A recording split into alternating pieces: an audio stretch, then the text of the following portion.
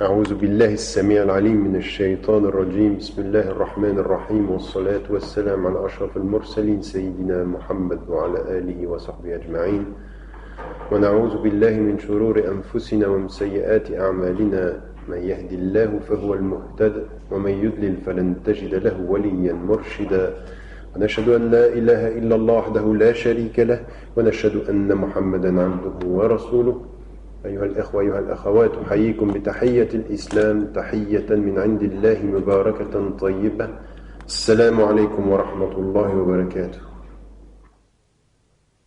Français, parce que des décisions d'État qui ne sont pas des décisions justes font que parfois on oublie des êtres justes.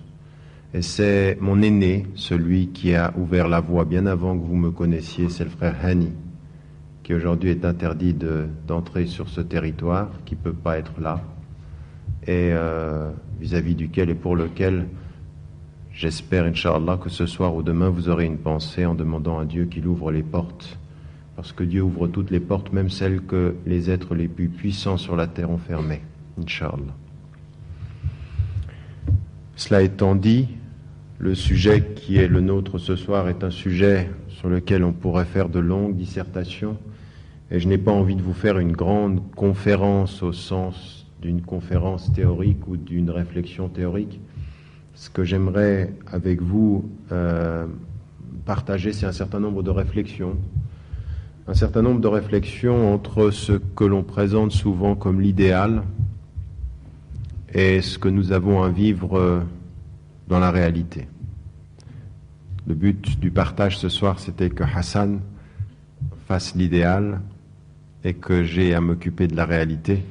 Alors je vais faire un aller-retour entre l'idéal et la réalité en essayant de mettre en évidence un certain nombre de considérations. Alors j'aimerais d'abord, dans une remarque introductive, répondre à une question simple. Vous êtes tous là et que vous soyez d'ailleurs musulmans, que vous soyez pratiquants, fervents tous les jours, ou que vous soyez plus éloignés d'une pratique fervente, ou que vous ne soyez pas d'ailleurs musulmane ou musulman, ou que vous ne sentiez pas cette lumière encore nourrir l'ensemble de votre vie, de toute façon, d'une façon ou d'une autre, il faut répondre à la question de savoir quel est le sens de la vie.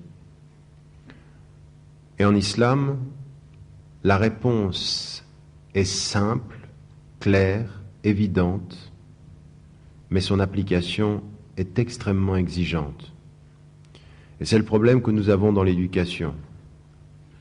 Et c'est cela que j'aimerais faire avec vous ce soir. J'aimerais prendre un certain nombre de points sur lesquels, en général, nous sommes d'accord et montrer que, à dire des choses simples de façon simpliste, on finit par faire plus de dégâts que d'éducation. Des choses très simples dans la vie, mais qu'il ne faut pas simplifier. Elles sont simples à dire, mais elles ne sont pas simples à vivre. L'islam est très simple, la vie est très compliquée, mais dire que la vie est simple, c'est rendre l'islam très compliqué. Très compliqué, très culpabilisant pour beaucoup de frères et beaucoup de sœurs. Il ne faut pas se tromper de qualificatif. C'est l'islam qui est simple et c'est la vie qui est compliquée.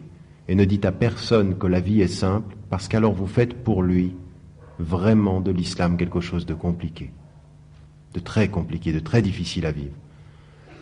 Et c'est par là que j'aimerais commencer. Il y a une question à laquelle il faut répondre, absolument. C'est pourquoi nous sommes là? Pourquoi est-ce que nous sommes sur la terre? La réponse que donne l'islam, elle est très simple, elle tient en un verset. Allah subhanahu wa ta'ala dit « وَمَا خَلَقْتُ الْجِنَّ وَالْإِنسَ إِلَّا لِيَعْبُدُونَ » Et je n'ai créé les djinns et les êtres humains, الْإِنسَ وَالْجِنَّ إِلَّا لِيَعْبُدُونَ. Dans ce sens-là, je n'ai créé les djinns et les êtres humains que pour qu'ils m'adorent. Donc, nous sommes là avec une fonction essentielle, l'adoration de Dieu. Mais dire cela, vous voyez comme la formule est simple. Et combien de fois, assis dans la mosquée le vendredi, combien de fois en écoutant des cours, combien de fois dans des cercles avec des frères et des sœurs, j'ai pu entendre cette formule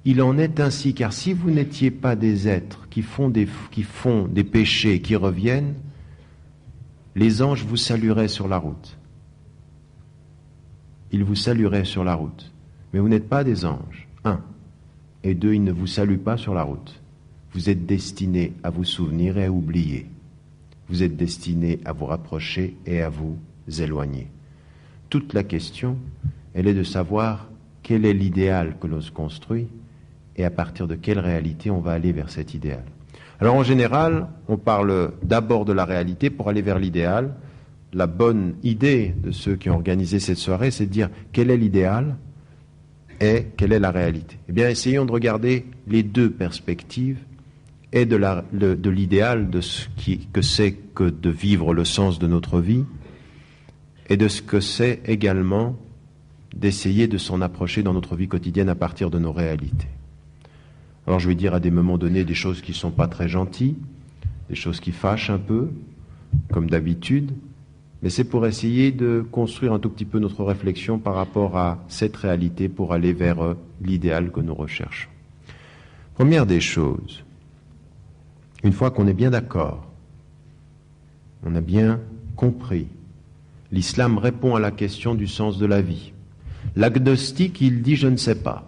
L'athée dit « il n'y a ni après ni avant. Je suis là par hasard et je meurs par le hasard et il n'y aura pas de vie au-delà du hasard de ma présence. » Donc, je construis mon existence à partir de la compréhension de l'absurde ou du hasard de mon existence. C'est ce que vous connaissez dans la tradition de l'humanisme athée,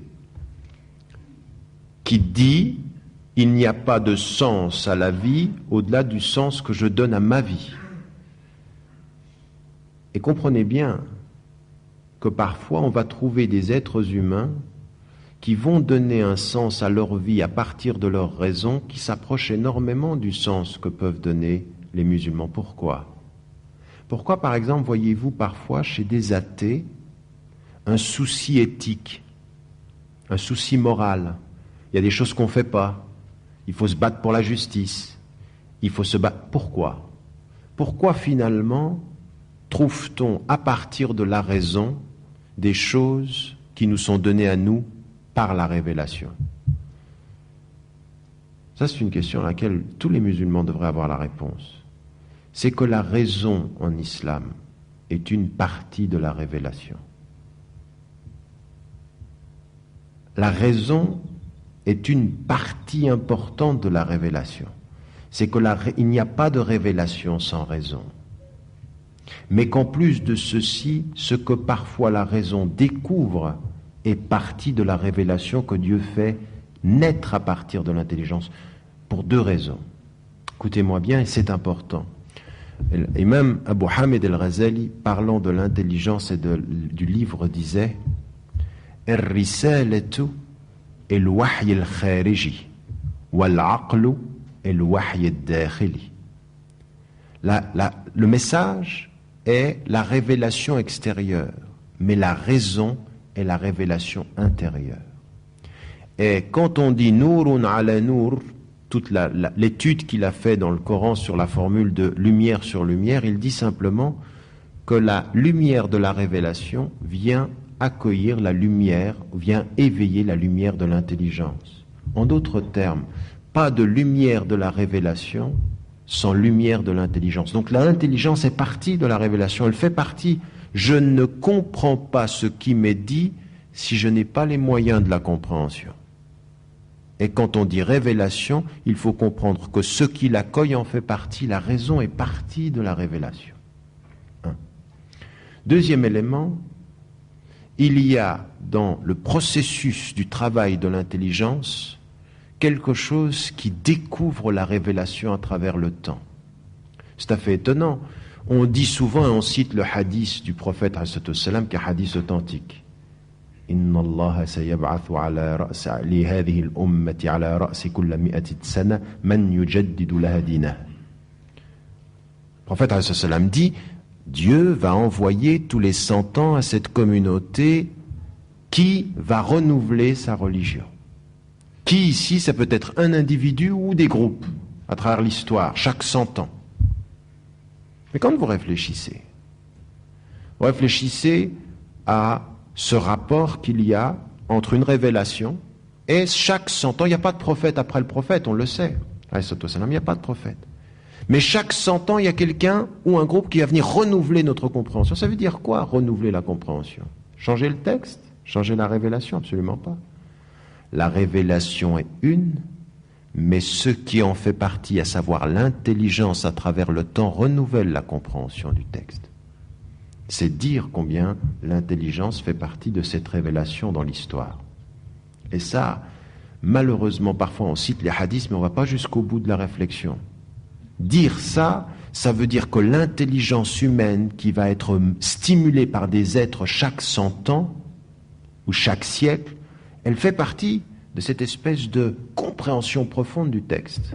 Le texte renouvelé par une intelligence en exercice.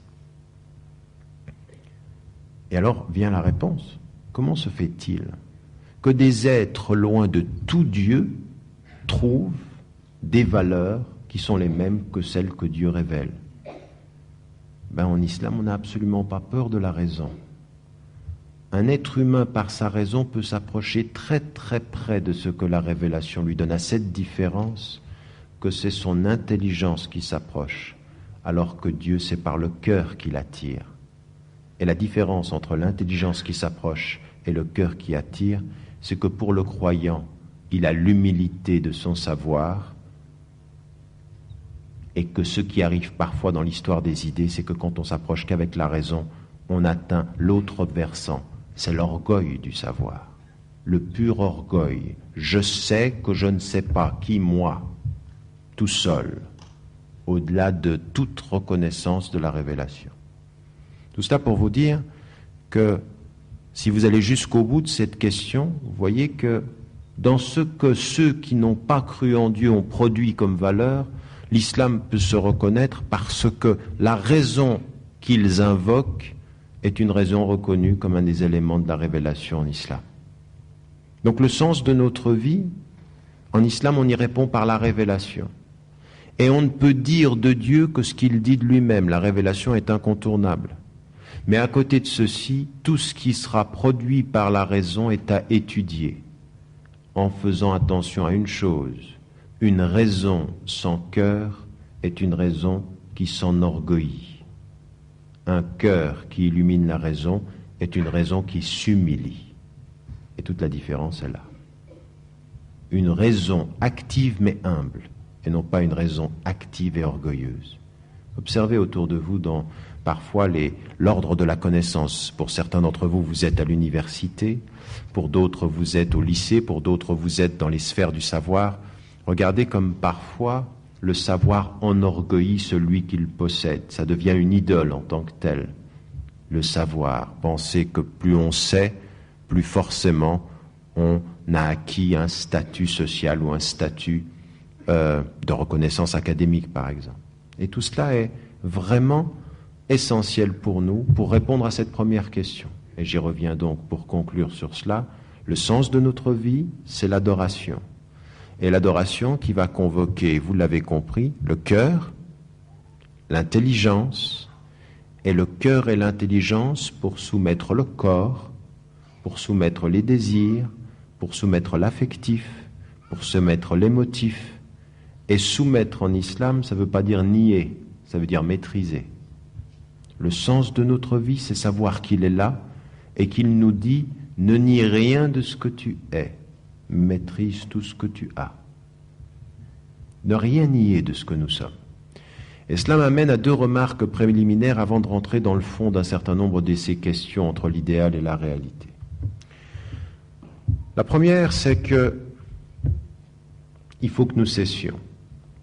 Il faut que nous cessions de faire référence à l'islam en pensant qu'on est croyant avant d'être un être humain. C'est non seulement pas vrai, mais fondamentalement, l'islam ne nous a jamais enseigné les choses dans ce sens-là. Parce que nous, ce que nous sommes, qu'est-ce que c'est? C'est nafs, on a un nafs, n'est-ce pas? Ce nafs peut être, l'idéal c'est mutma'inna, c'est-à-dire atteindre la tranquillité, la paix de la reconnaissance de Dieu. Lawwam, ça peut être qui proteste, qui n'est pas bien avec elle-même. On a effectivement différents états de notre être. En paix, tranquille avec Dieu, on est dans un certain stade. Mais nafs, à la différence de ruh, c'est quand le souffle divin entre dans notre corps. Et nafs, c'est moi, avec mon cœur, avec mon intelligence, avec mon corps. Et l'islam nous dit, le meilleur croyant, celui qui est le plus pieux, celui qui parvient à l'idéal de piété, ce n'est pas celui qui fait comme s'il n'était plus un être humain. C'est celui qui est un être humain dans la foi. C'est celui qui est un être humain dans le service de Dieu.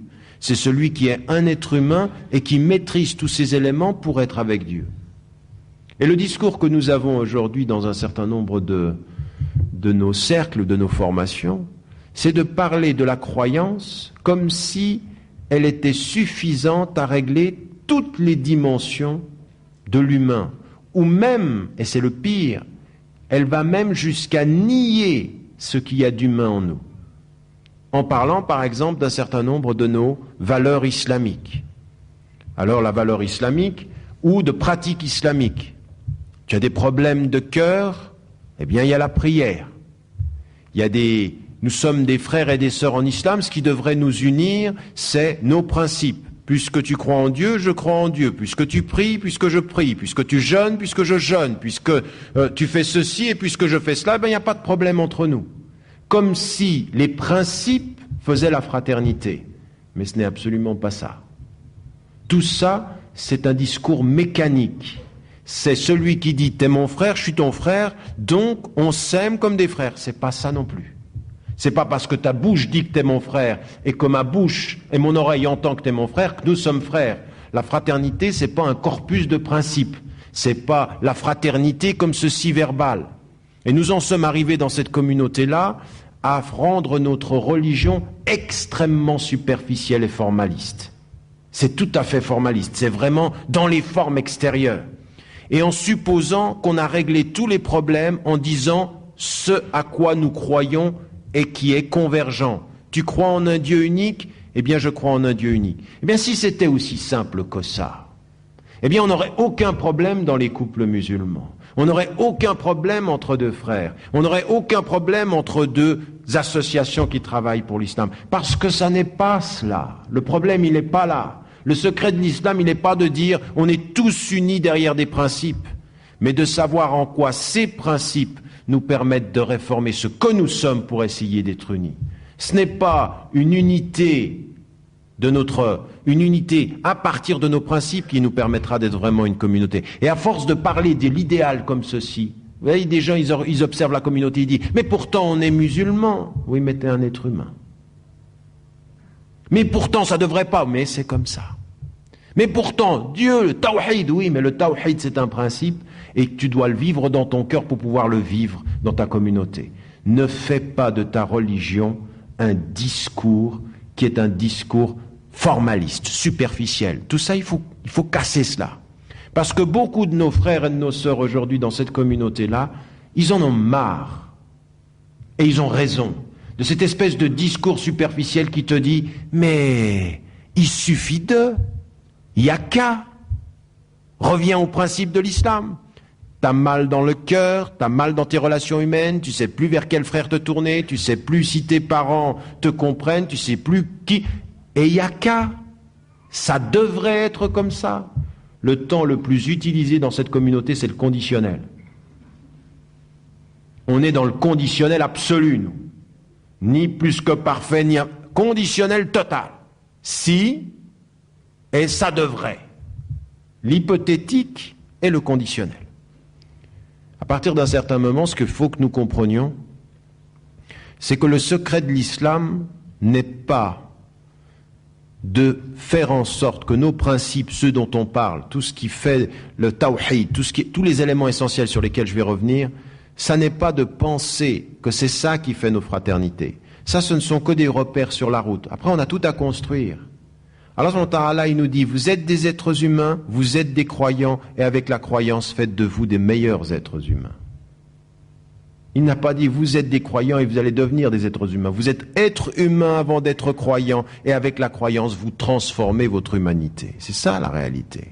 Mais nous, on part directement du stade on est croyant. Et ça devrait. On a oublié la première étape, et on construit tout à partir de principes. Oui. Et des fois, tu as quelqu'un qui te dit qu'il est ton frère en Dieu, mais tu sens que c'est le principe qu'il dit et pas l'émotion qu'il sent. Il y en a qui peuvent en 3 mots te dire, je ne sais pas, en 3 phrases, il te dit 4 fois ya akhi, tu sens rien. Mais il te l'a dit 4 fois. Parce que c'est devenu des formules.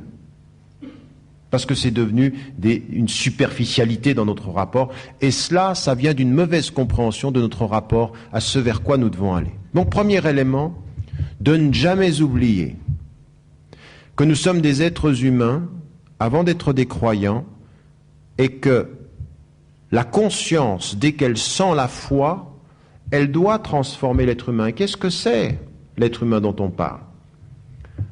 Premier élément, il faut tout accepter de notre humanité, n'est-ce pas? Et la première des choses, c'est que nous avons des désirs. La deuxième des choses, c'est que nous avons des émotions. La troisième des choses, c'est que nous avons des habitudes. La quatrième des choses, c'est que nous avons des besoins et des attentes. Nous avons des défauts. Nous avons des secrets. Toute la question est de savoir, l'idéal de la musulmane et de musulman, c'est celle et celui qui comprend qu'avec la foi, il faut réformer chacun de ces domaines, un après l'autre, pour essayer d'en faire quelque chose de bien. De ne pas nier que tu aies des désirs, de ne pas nier que tu aies des besoins, de ne pas nier que tu aies des sentiments, de ne pas nier que tu aies des négligences, de ne pas nier que tu aies des défauts, de ne rien nier de ce que tu es, de ce que Dieu t'a fait, pour que tu te rendes meilleur demain que ce que tu es aujourd'hui, en essayant de faire en sorte que la foi te change. Il faut commencer par là. L'idéal, ça n'est pas une foi évanescente comme ceci, un modèle d'être humain qui ne l'est pas, mais véritablement partir de là. Et c'est comme ça que vous comprenez pourquoi Allah subhanahu wa ta'ala a insisté et pourquoi le prophète alayhi salam l'a rappelé, je ne suis qu'un être humain parmi vous. Kama arsalna fikum rasulan minkum. Comme nous avons envoyé auprès de vous un envoyé tiré de vous. Et les savants disent, tiré de votre humanité. Pourquoi? Pourquoi? Pour que ce modèle, on le comprenne bien, il est humain, et en même temps qu'il est humain, à partir de son humanité, cette foi l'embellit. Elle embellit toutes les facettes de sa personnalité humaine. Rien n'est délaissé. C'est une foi qui le prend tel qu'il est et qui le transforme pour mieux qu'il est. Et qui nous montre comment la foi, c'est un éclaircissement de chacun des domaines. Et c'est comme ça qu'on va vers un idéal d'être humain. Mais on ne nie jamais ce que nous sommes. Et regardez quels sont, dans notre communauté, vous avez des groupes où vous voyez des frères, vous sentez au moment où vous les observez vivre dans la foi qu'ils vivent artificiellement. C'est pas eux. Il a envie de rire, il rit pas, il est nerveux. Parce que dans l'islam, on rit pas, mon frère. Ne confonds pas le fait de maîtriser avec le fait de nier. Ça a été la grande question qu'il y a eu à un moment donné dans toute la philosophie occidentale par rapport à la tradition chrétienne. Il y a eu une vraie question. C'est des questions de ceux qui sont allés très très loin dans leur critique, comme le philosophe Nietzsche, qui disait, mais attendez, en fait, il faut s'arracher tous ses instincts pour être un bon chrétien. En cela, il a exagéré, bien entendu, il est allé très très loin. Mais la vraie question, l'impression qu'on avait, c'est qu'il fallait nier son humanité pour être un bon croyant. Ce que l'islam n'a jamais dit. Jamais. Elle ne te demande pas de te nier, elle te demande de partir de ce que tu es pour mieux te maîtriser. Et cela veut dire que le bon musulman, l'idéal du bon musulman, c'est pas quelqu'un, quand tu le rencontres, tu as l'impression qu'il est enfermé, emprisonné dans des principes et qu'il est plus naturel. C'est quelqu'un qui a transformé les principes, qui a assimilé les principes au point qu'il vit naturellement épanoui de ces principes. Et non pas comme une espèce d'assiégé, totalement frileux, craintif de tout ce qu'il fait. Il a envie de rire, il rit pas. Il a envie de faire quelque chose, il regarde 3 fois s'il peut. Tu vis plus comme ça. Ça, c'est pas l'islam, ça. Alors qu'on voit des gens autour du prophète, salam, quand ils étaient à côté de lui, ils savaient, effectivement, il a une présence, le prophète, salam, on le sait, en particulier par un homme. Un homme qui est tout à fait étonnant. En face de toute l'humanité, il était sans complexe, il était extrêmement fort, extrêmement revendicatif, c'est Omar. Mais avec le prophète, salam, il était extrêmement, il sentait l'apport moral. C'est-à-dire la vraie présence de celui qui est son maître spirituel, oui, et qui à partir du moment où il avait entendu la tarfa'u aswatakum fawqa sawti an-nabi dans sourate al-Hujurat, n'élevez pas vos voix, parce qu'il se disputait avec Abu Bakr, il a élevé une fois sa voix trop haut. À partir de ce moment-là, il parlait de voix très très basse, de façon à jamais élever sa voix au-dessus de la voix du prophète ﷺ. C'était un être qui était effectivement extrêmement méticuleux. Il a, dans la présence du prophète ﷺ, une sorte de contenance.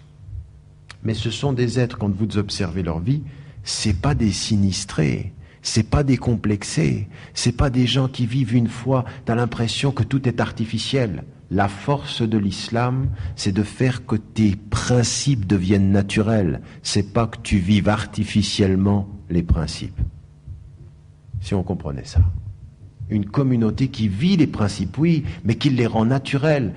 Et pour les rendre naturels, faut accepter nos défauts, faut accepter notre humanité, faut accepter de là où on part. Mais parfois on a l'impression que dans cette communauté, pour être accepté, il faut que tu sois au top. Tu entres au top, puis si tu tombes du top, tu sors. T'es plus avec nous. Le pire qui peut t'arriver dans cette communauté, c'est de décevoir un frère. Le pire. Alors que l'islam bien compris, c'est au moment où tu me déçois que ma fraternité commence. Nous, c'est le contraire. C'est au moment où tu me déçois que ma fraternité s'en va. Le pire que tu peux faire, à un moment donné, une fois dans une conférence comme ça, j'ai dit aux frères, mais si demain, vous appreniez, que j'ai fait une faute très grave, qu'est-ce que vous faites? Ah non, alors il a fait ça. Quoi? Je n'y vais plus. Jamais. Le jour où devant Dieu votre frère aurait besoin de vous, parce qu'il a fait une faute, vous n'y êtes plus. C'est une communauté des choses acquises, jamais des choses à gagner. Mais c'est le plus grave qui peut arriver à quelqu'un dans cette communauté, c'est que, la faute. Raison pour laquelle le prophète sallam était au-dessus de ça. Il ne décevait pas parce qu'il était le modèle. Mais à partir de là, tous sont déçus. Tous se sont énervés. La qualité, la force de l'islam, c'est de dire où commence la fraternité, où commence l'idéal. On n'arrête pas de dire on est tous là pour faire des fautes. Et la première que je fais, t'es plus là. Où je vais? Je vais aller parler où après? Hein, si je fais une faute demain et qu'après-demain vous venez plus, je vais parler à qui? Alors les frères ils sont gentils, les sœurs sont gentilles, tu parles plus. Tu vas changer. Mais ça c'est aussi le diable qui parle comme ça, parce que si pour parler il faut plus faire de fautes, il faut que je m'arrête tout de suite. Parce qu'on fait tous des fautes. Donc on parle pour essayer d'être meilleur, mais en essayant d'être meilleur, on fait des fautes. C'est une vraie question qu'il faut se poser dans cette communauté, à partir du moment où on accepte ce premier principe, partir de là où nous sommes en tant qu'humanité, en tant qu'être, et qu'on revienne aussi à cette question, cette éducation du prophète ﷺ. Quand nous disons la clé de l'éducation prophétique, la clé de l'éducation du prophète ﷺ était systématiquement de partir de ce qu'il percevait chez la personne qui était en face de lui. Si on doit déterminer l'idéal tel que l'a dessiné le prophète ﷺ, est-ce que c'est un idéal de compagnon qui dépasse chaque être? Donc on aurait un modèle standard. Le seul modèle standard pour nous, c'est le prophète ﷺ. Mais ensuite, qu'est-ce qu'il fait? À partir de ce que lui attend, et il est le modèle de cette communauté, qu'est-ce qu'il fait avec chacun des êtres? il ne les renvoie pas à un modèle standard. Il les prend là où ils sont et il adapte en fonction de là où la personne est ce qu'elle doit améliorer. En d'autres termes, à partir de tes qualités, à partir de tes défauts, et à la lumière de l'exemple prophétique, tu dois dégager ton propre idéal. Tu es responsable de dégager ton propre idéal. Je vais vous donner un exemple. Vous savez que le prophète, de ce point de vue, du point de vue du rapport qu'il a aux autres, est un être de grand courage. Ali, karramallahu wajha, disait que dans tous les combats, s'il y en avait un qui était le premier, même lui, Ali, était considéré comme très courageux, et c'était le prophète qui était même devant lui en matière de courage sur le plan guerrier. Ben, c'est un être de profond courage, qui n'a pas peur des êtres humains, et qui n'a pas peur de porter le message à la face de l'humanité.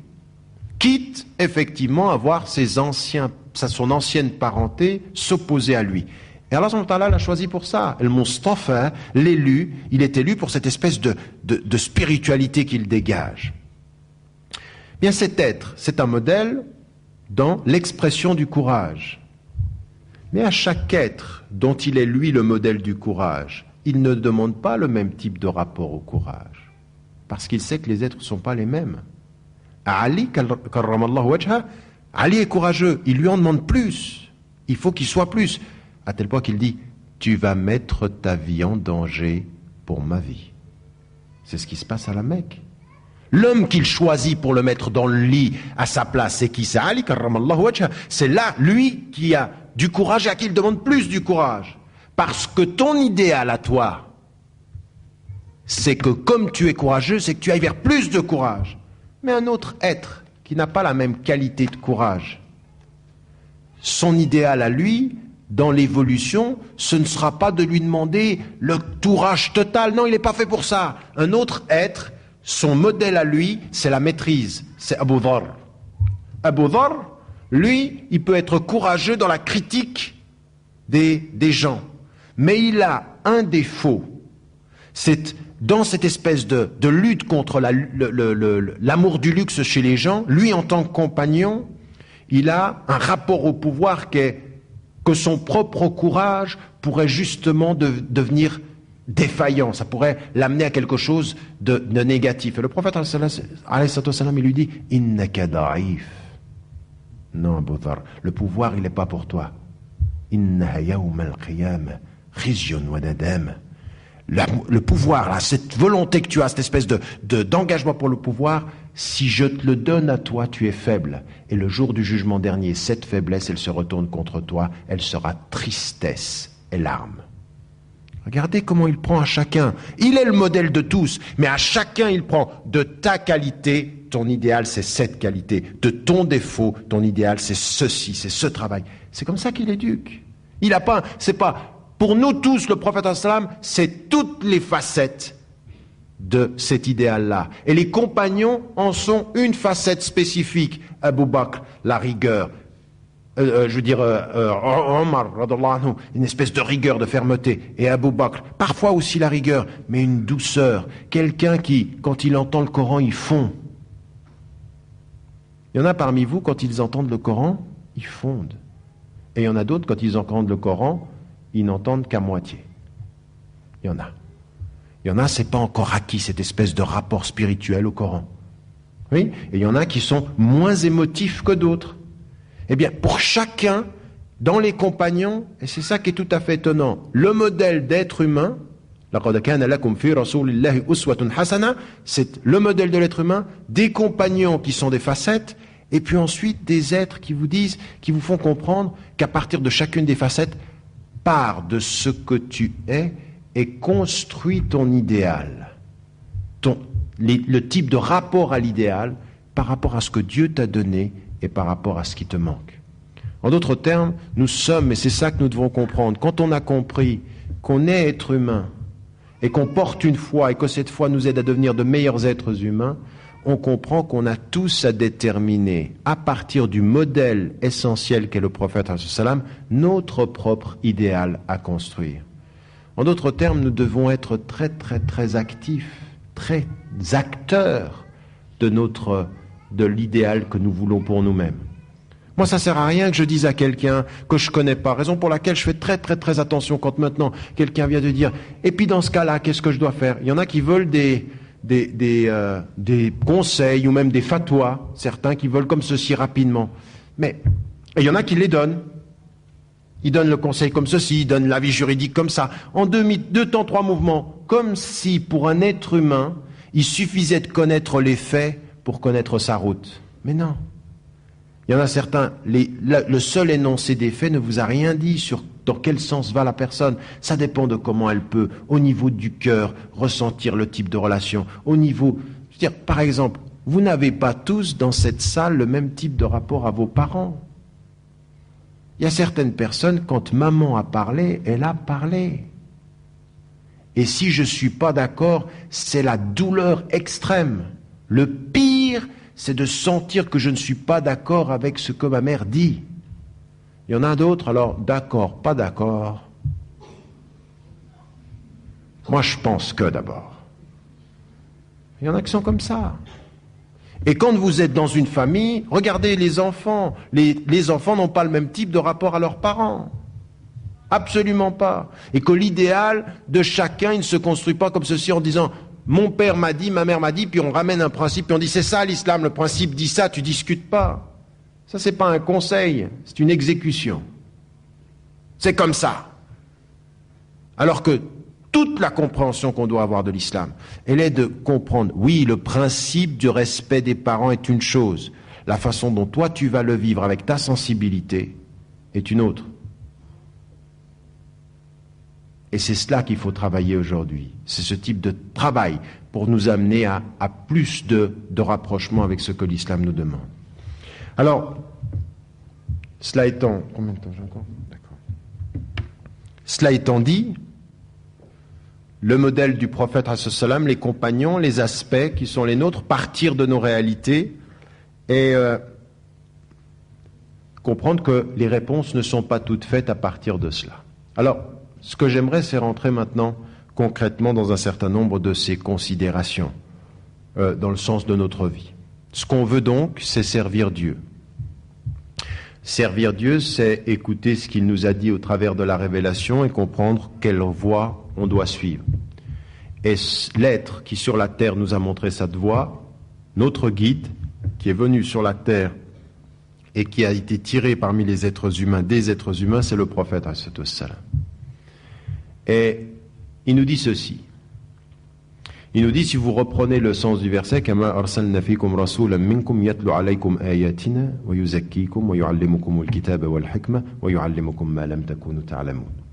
verset très important où il dit, comme nous avons envoyé parmi vous un messager tiré de vous, qui vous enseigne, qui vous récite nos signes, c'est-à-dire nos versets, c'est-à-dire le Coran, qui vous purifie, Tazkiyat an-nafs, il vous purifie, qui vous enseigne l'ilm, le livre et la sagesse ici c'est la tradition du prophète salam, et qui vous enseigne ce que vous ne saviez pas. Bon, on a un verset comme ceci qui est important, qui nous donne les caractéristiques de la voie, comment aller vers cet idéal.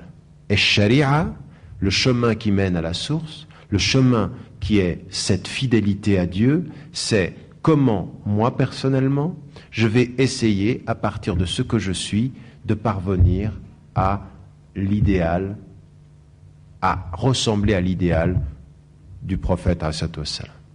Alors, lui, il a toutes les qualités. Il est l'exemple parfait de l'application du Coran, kana khuluquhul Qur'an, il les applique, et c'est ce que Aïcha radiallahu anha nous dit, et puis les compagnons ont les uns et les autres des facettes qui sont des parties de cet idéal. Qu'est-ce que je dois faire, moi, à partir de là ? Je dois en permanence construire ma vie sur un discours comme je l'ai dit, ça devrait être comme ça. Alors je prends l'idéal, puis je dis ça devrait être comme ça. Ça devrait être le prophète alayhi salam était comme ça. Ou alors essayer de partir de mes réalités. Depuis un certain nombre d'années, je m'oppose personnellement à l'enseignement islamique qui consiste systématiquement à partir de la théorie. De dire, voilà comment était le prophète sallam, alors on montre des grands événements, les grandes qualités, on montre les grandes qualités des compagnons, mais tout cela est très très éloigné de nos réalités. Si l'exemple du prophète ﷺ nous parle à nous aujourd'hui, et si l'exemple des compagnons, Ridwanullahi alayhim jami'an, c'est-à-dire nous parle à nous, c'est que ce qu'on doit comprendre, c'est qu'on doit les mettre à portée de notre vie quotidienne, pour qu'on parte de ce qu'ils nous disent à nous. Alors essayons de voir ce qu'il en est. Dans un premier temps, ce que j'ai mis en évidence, c'est une des premières démarches qui est demandée à chaque musulmane et à chaque musulman. Si vous voulez cheminer, si vous voulez aller personnellement vers plus de fidélité, il faut véritablement commencer par votre humanité, ce qu'il y a d'humain en vous, et de ne pas avoir un discours théorique sur la foi qui devienne artificiel. Il y en a marre de ça. Il y en a marre de cette espèce de discours sur la foi totalement artificiel qui fait qu'on nie des choses qu'on peut sentir. Et pour faire cela, pour commencer vraiment cette voie-là, il y a une chose qui nous est transmise dans beaucoup des lieux d'éducation islamique et en particulier dans la tradition soufie. C'est ce qu'on appelle le bilan de conscience. Et j'aimerais poser la question, vraiment, un vrai bilan. Un bilan de conscience, qu'est-ce que c'est? C'est, avec humilité, prendre le temps, avant de savoir comment je vais vivre pour Dieu, de savoir ce qu'il a fait de moi. Si je veux vivre pour lui, il faut que je sache ce qu'il a fait de moi. Parce qu'il vous a fait d'une certaine façon. Et pour aller vers votre propre idéal, le construire, c'est ça que j'aimerais, c'est l'intuition que j'aimerais vous donner ce soir. L'idéal, il ne nous tombe pas dessus. Oui, le prophète ﷺ est un idéal, mais c'est pas quelque chose qui te tombe dessus. C'est pour que tu l'observes et que toi, tu détermines comment ton idéal de vie va se construire. Tu es constructeur de ce rapprochement avec le prophète ﷺ. C'est toi-même qui le construis. En fonction de quoi? De ce que tu es. Le compte des qualités que Dieu a données à un être. Vous savez le grand problème qu'on a dans cette communauté? C'est qu'on éduque souvent nos frères et nos sœurs à partir de ce qu'il leur manque. Je te dis que le prophète ﷺ était comme ça, et moi je suis toujours en train de me dire, ouais mais moi je ne suis pas comme ça. Moi je ne suis pas, moi je ne suis pas, moi je ne suis pas, moi je ne suis pas. Alors t'es quoi? Ben, je ne suis pas. C'est vraiment pas l'idéal. Et au bout d'un moment, tu es colonisé par la distance qu'il y a avec l'idéal, pas avec le rapprochement possible. Quand il nous est dit, si vous comptiez les bienfaits de Dieu, là, on saura, c'est-à-dire vous ne pourriez pas compter tous les bienfaits que Dieu vous a donnés. Il n'est pas en train de vous parler du pommier qui est en face de vous ou de la lune. C'est pas de ça dont il est parlé. Il parle de ça, oui, mais il parle d'autre chose. Il dit, as-tu pris tu es un univers, n'est-ce pas? Oui, tu es un univers, ton cœur est un univers. Il y a dans ton cœur un univers. Si tu y rentres dans ton cœur, tu t'aperçois qu'il y a un monde là-dedans. Il y a du monde et un monde. Il y a du monde, c'est tous les gens que tu aimes, mais il y a un monde. Il y a une façon de sentir, il y a une façon de réfléchir, il y a une façon... Combien de temps prend-on avec ceux qu'on éduque pour leur faire prendre conscience que Dieu a mis dans tout univers des qualités et des acquis? Si je veux aller vers l'idéal, il faut que je parte de ce que je suis. Et avec humilité, il ne s'agit pas de commencer à dire mais c'est ce que font les parents. Un papa ou une maman qui dit à son fils, t'es sensible, t'es généreux. Il est en train de dire quoi? Ou il dit c'est bien cette qualité. Reconnaître la qualité de son fils. Pourquoi? Parce qu'on est comme ça. Tu ne vas pas m'éduquer si systématiquement quand tu parles de moi, tu ne vois que ce qui ne va pas. Allah, il ne nous éduque pas par le mal qui est en nous, il nous éduque par le bien qu'il y a mis pour qu'on lutte contre le mal. Mais nous, dans nos éducations islamiques, et quand on parle de l'idéal, c'est toujours un idéal culpabilisant. C'est pas un idéal stimulant. C'est pas, attends, ce que je vois chez le prophète, il y a quelque chose en moi qui est comme ça. Tout le monde a des choses que le prophète a fait et qui sont des qualités, mais qu'il faut voir. Il ne faut pas les voir chez les autres et les lier chez soi. Pourquoi est-ce que j'insiste beaucoup là-dessus? Parce qu'il nous faut retrouver les voies d'une éducation valorisante. L'islam, il n'est pas destiné à te dire tout ce qui te manque. L'islam part de ce que tu es. Et dans ce que tu es, il faut faire un vrai bilan de conscience et d'être. En d'autres termes, très humblement, faire le compte de ce que Dieu a donné et de ce qu'il a donné en bien. C'est-à-dire, effectivement, s'il t'a donné l'envie d'être avec les gens, c'est une qualité. S'il t'a donné l'envie d'écouter, vous avez remarqué dans la communauté, il y en a qui aiment écouter les problèmes des autres. Alors ça peut être sain et malsain. Ouais. Il y en a que c'est sain parce qu'ils ont une qualité d'écoute qui est une qualité affectueuse. Il y en a qui ont une qualité d'écoute curieuse. Ils sont toujours au courant de tout ce qui n'est pas allé, là où ça n'est pas allé, puis en plus c'est souvent des haut-parleurs. Donc la qualité d'écoute, la générosité. Je veux dire, faire comprendre à un jeune, faire comprendre à un adolescent, faire comprendre à vous, à un adulte, ta générosité est un acquis, ton souci de l'autre est un acquis.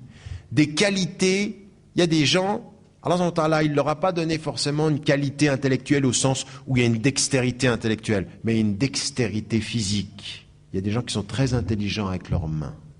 Très. Ils ont une intelligence comme ceci. Mais là, c'est comme si ça valait rien. Notre communauté, elle a besoin de tout. Toutes les qualités qu'il a mis, il faut partir de ça.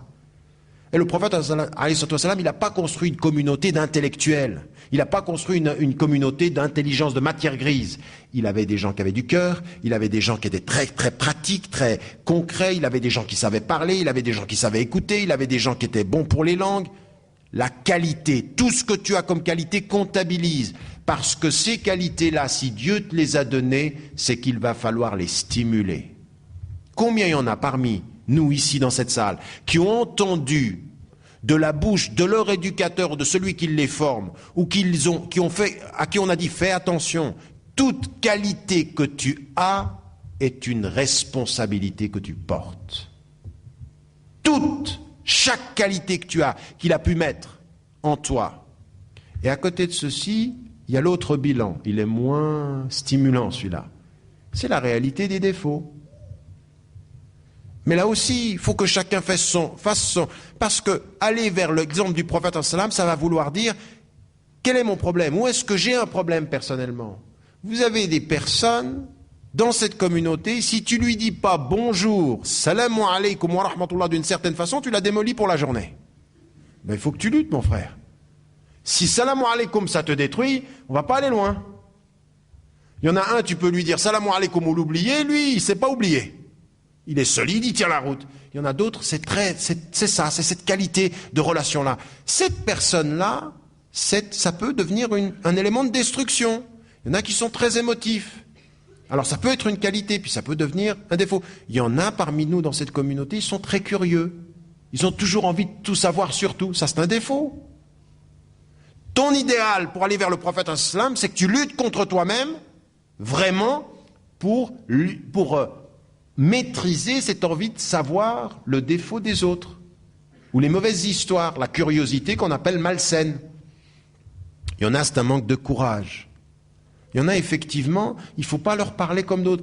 Pour certaines de nos sœurs ou certains de nos frères, sortir à Lyon et qu'on voit et que tout le monde voit que je suis musulmane ou que je suis musulman, ça pose aucun problème. Tu vas voir, en plus ils doivent le voir. Il y en a, c'est même pas, ça pose pas de problème, ça doit être vu. D'ailleurs, c'est même là aussi le même problème parfois. C'est que pour certains, vouloir trop le montrer, c'est qu'il y a déjà problème. Mais il y en a qui sont comme ça. Et leur idéal à eux, et il y en a d'autres, c'est difficile. Combien je rencontre sur le terrain en France de frères et de sœurs pour qui c'est le jugement des autres qui pose problème. Mais l'idéal que le prophète va représenter là, alayhi wassalam, c'est quoi? C'est plaire à Dieu au-delà de tout jugement humain. C'est là-dessus que tu vas devoir travailler. Tu vas aller vers l'idéal. Toi qui as tellement peur du regard des autres, travaille là-dessus. Quelqu'un vient, une personne, elle fait ses 5 prières par jour, elle essaye de s'habiller de façon pudique. Elle vient vers moi, elle dit, j'ai un problème. Quel est-il? Je ne peux pas me détacher de mon apparence physique. Il faut que j'ai une bonne apparence physique. Qu'est-ce qu'on dit là? On dit, C'est pas une bonne musulmane. Elle vient de me dire, elle de me poser la question la plus islamique qui soit. Elle sait l'idéal. Il faut plaire à Dieu et protéger son corps. C'est ça l'idéal. Et elle me dit, moi sur ma route, j'ai compris ça. Mais de ce que je suis aujourd'hui, je sais que pour moi, dans ma conscience et dans mon cœur, mon apparence physique est importante. Comment je fais pour aller à cet idéal? Elle part de sa réalité, construit son idéal en sachant que son idéal à elle, c'est ça. Elle dit, comment je fais? Elle ne prend pas un principe loin de la terre, elle prend le principe, elle le ramène à sa réalité. Elle dit, moi j'ai ce problème. Et je le reconnais. Je ne suis pas en train de tourner autour de moi-même faisant semblant que ce n'est pas important. C'est important, je sais que c'est un problème. Je ne sais pas comment me séparer de l'apparence physique. Comment je fais? Et là, on travaille. Et là, pour cette personne, c'est important. D'autres, ce sera moins important. Dès qu'elles sont rentrées dans l'islam, leur apparence physique est devenue moins importante. C'est ailleurs qu'il y a un problème. Personne ne peut venir vous dire, j'ai compris que toute ma vie était pour Dieu, mais si quelqu'un s'approche de ma femme, il est jaloux. Elle est jalouse. Non, là j'ai pris le cas d'un homme parce que c'est un frère qui me dit ça. Et à tel point qu'à un moment donné, il comprend que sa jalousie, c'est devenu du shirk. C'est-à-dire que c'est normal de vouloir protéger sa femme et de vouloir protéger son mari. Mais à un moment donné, c'est tellement obsessionnel qu'il pense au mouvement de sa femme et non pas à son adoration de Dieu. Et il me dit, j'ai ce problème. On lui dit, A'ouz billah, mon frère. Il faut jeûner. Jeûne. Ah, tu lui as donné ça pour être un psychologue, t'es au top du top. Et en plus, il va jeûner, il revient 3 semaines après, il dit, ça marche pas. Jeûne. Non, t'arrêtes plus. Bon, enfin bref, sans rigoler, pour qu'on comprenne que cet idéal-là exige à chacun d'entre nous, fais le compte de ce que tu peux dire qu'Allah a donné comme qualité. Et ça, il va falloir stimuler. Mais aie la conscience de ce qui est aujourd'hui en défaut et en déficience par rapport à l'idéal. Mais vraiment des choses élémentaires. Il ne s'agit pas de se construire un idéal islamique au-delà de la terre. Moi, je ne suis que ça. Je connais mes défauts et je connais mes réalités. Et je sais que dans ces défauts, l'exemple du prophète, il est là, et j'ai des compagnons qui peuvent me donner des éléments. Par exemple, oui, certaines femmes ou certains hommes, dès qu'ils sentent qu'ils peuvent avoir du pouvoir, alors là, tu ne les retiens plus. Le pouvoir, c'est le pouvoir. Là, eux, ils vont comprendre. Abu Dhar, dont je vous parlais tout à l'heure, comment le prophète l'a éduqué. Oui. Et ça, il faut qu'on le fasse à tous les niveaux de la communauté musulmane, à la base comme au sommet. Il y en a qui se sont tellement habitués au pouvoir qu'ils se sentent... Le pire, il y en a qui se sont tellement habitués au pouvoir qu'ils ne se rendent même plus compte qu'ils l'aiment. Oui. C'est quand tu aimes tellement quelque chose et que tu es habitué que tu ne sais même plus que tu l'aimes. C'est comme ça, c'est naturel. Et que tu ne sens plus ces défaillances-là. Mais ça vient de quoi? D'un manque de travail, de la conscience sur toi, sur ta personne, de savoir où il est le problème que je peux avoir avec moi-même. Donc l'idéal que l'on construit, ce n'est pas un idéal théorique, c'est un idéal qui part tout simplement de ma réalité. Mais vous avez compris ce que ça veut dire? Comment l'islam vous donne des choses très simples et lui dit mais ça demande beaucoup, c'est très très important psychologiquement dans ta tête. Fais le compte. Tout ce que tu as acquis stimule ce que tu as acquis. Ta générosité, le don de toi. Mais chacun a des qualités qui sont spécifiques. Spécifiques. Pour certains, c'est de la fermeté. Pour d'autres. Et on a tous besoin, la communauté, elle additionne les qualités. Elle additionne cette stimulation-là. Elle différencie les réponses. La fatwa, c'est la réponse différenciée. C'est un islam, réponse différenciée. C'est ça. Et à côté de ceci, la lutte contre le défaut. Puis il y a entre les deux une chose qui est tout à fait particulière, une chose sur laquelle j'insiste beaucoup, c'est qu'il y a des défauts qui, dans certaines circonstances, peuvent devenir des qualités. Et il y a des qualités qui, dans certaines circonstances, peuvent devenir des défauts. Et ça, c'est un travail que chacun doit déterminer. Quand vous êtes très sensible, très émotif ou émotive, quand vous avez cette qualité-là, eh bien, vous vous apercevez effectivement que dans certains groupes, dans certaines situations, ça peut se retourner contre vous. Et donc, il faut protéger ces qualités aussi.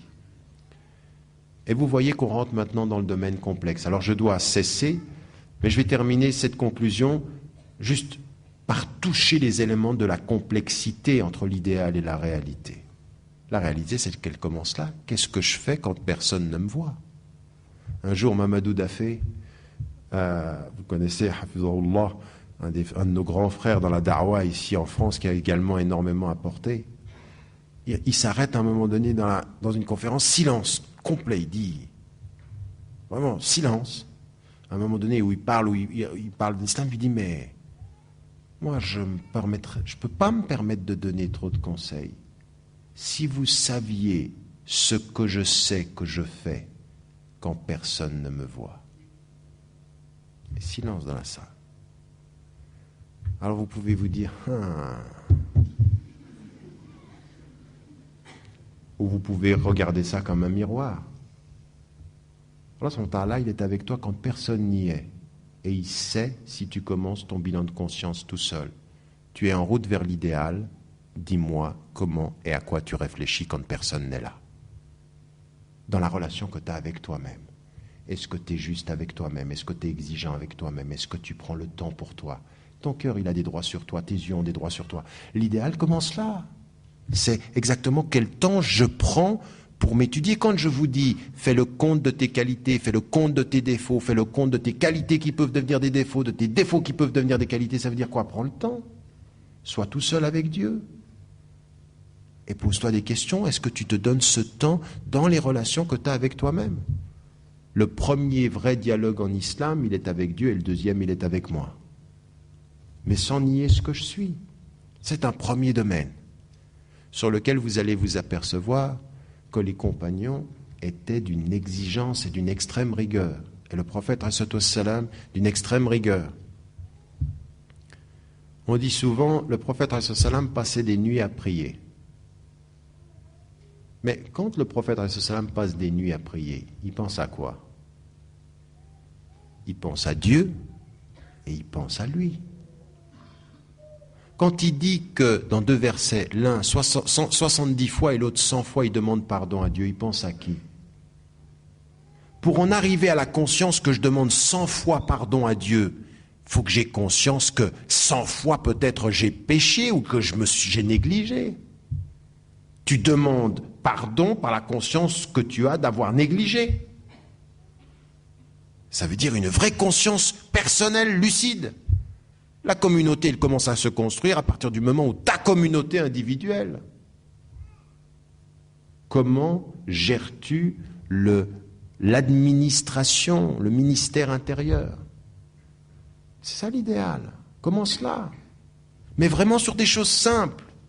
Mais de grâce, s'il vous plaît, les uns pour les autres, ne dites pas « c'est facile ».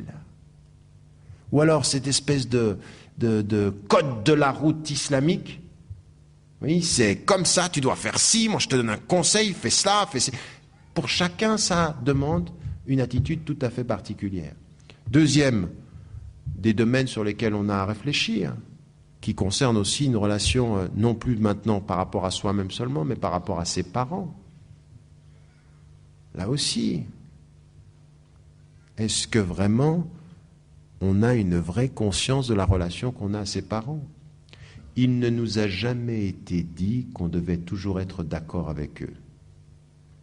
Mais l'islam nous a toujours appris, il y a une façon d'être en désaccord avec eux.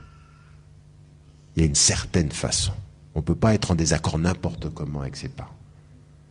Il y en a, ils sont en désaccord avec leurs parents comme ils le sont avec l'épicier du coin. Ils sont en désaccord de façon absolument irrespectueuse. On ne t'a jamais dit tu auras la même opinion que ton frère ou que ta mère. Mais ce que l'islam dit, accompagnez-les sur les terres de la meilleure des façons. Déploie sur eux l'aile de la tendresse.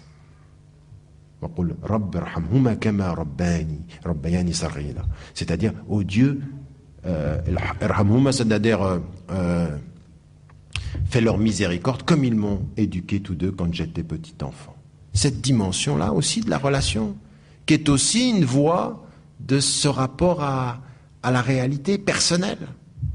que l'on a avec ses parents et qui doit évoluer. Et si on prenait les cercles concentriques, il y a les parents, il y a la famille au sens beaucoup plus large, il y a le type de relation que l'on a avec sa communauté, sur lesquelles il faut faire un véritable bilan de conscience, et avec la société en général.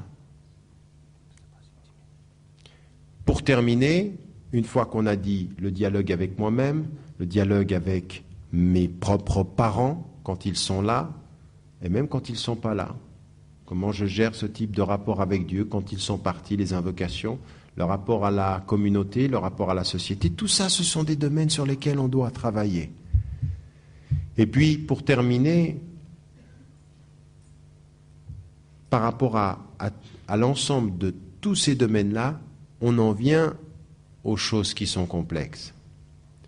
On en vient au type de rapport qu'on a avec sa propre psychologie.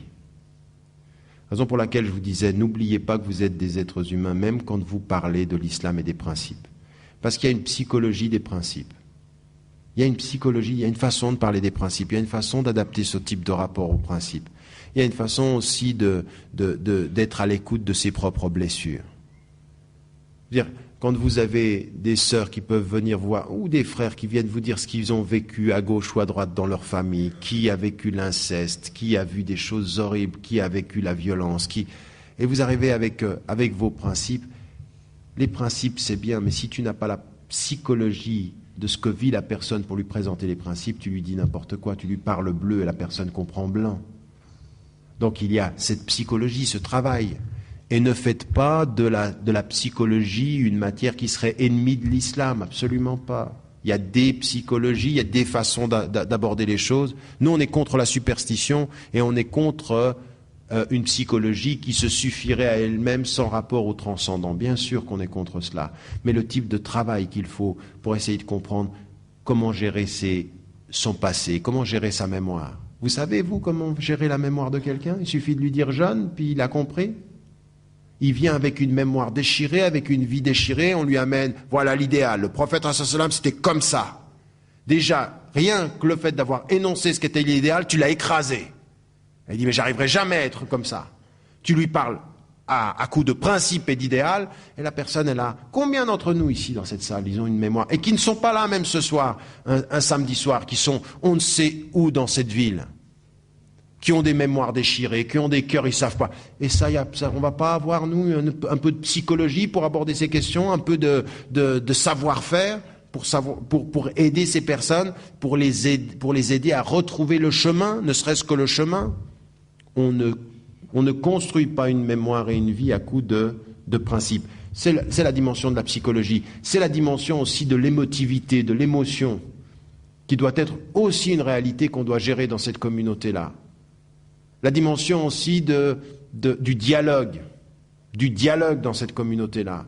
Le prophète, ﷺ, écoutait les critiques, les stimulait l'opposition intellectuelle, stimulait la présence intellectuelle de ceux qui sont là. Un bon éducateur se mesure à la capacité critique de ceux qu'il a autour de lui.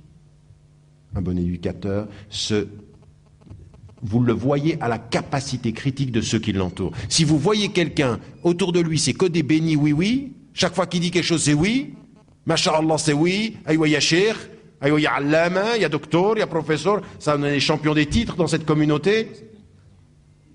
Et donc, de ce point de vue, il faut effectivement avoir un véritable travail sur l'esprit critique, les uns et les autres, pour pouvoir aussi développer un type de rapport à soi, à notre communauté qui ne soit pas vide d'humanité. Vous l'avez compris, c'est pas simple. Je voulais avec vous partager un certain nombre de réflexions pour vous dire que on peut, avec un discours très simple sur l'islam, provoquer des dégâts monstrueux, qu'il vaut mieux présenter l'islam à partir de notre humanité en essayant de faire en sorte que chacun y trouve sa place. Les principes, je les connais, la route, je la vois, mais je sais qui je suis. Je sais ce que je peux faire déjà, je sais ce que je ne peux pas faire, je sais quelles doivent être les étapes qui sont les miennes. Et un musulman et une musulmane sur la route de l'idéal, c'est une personne qui a fait un bilan de conscience, qui connaît l'exemple du prophète sallam et des compagnons et qui les travaillent et qui essayent de se dire, en fonction de ces exemples, à partir de où je suis, quelles sont les qualités que je peux stimuler, quels sont les défauts que je dois réformer, quelles sont les étapes que je dois suivre. Personnellement, de façon exigeante, mais de façon constante. Et toute personne qui n'essaye pas demain d'être meilleure que ce qu'elle est aujourd'hui et qui laisse sa conscience aller en pensant qu'un jour viendra où quelqu'un fera le travail à sa place, eh bien, c'est le début, ceci, de ce qui était vraiment ce dont avaient peur les compagnons du prophète. Vous savez ce que c'est ? C'est la paresse et l'hypocrisie.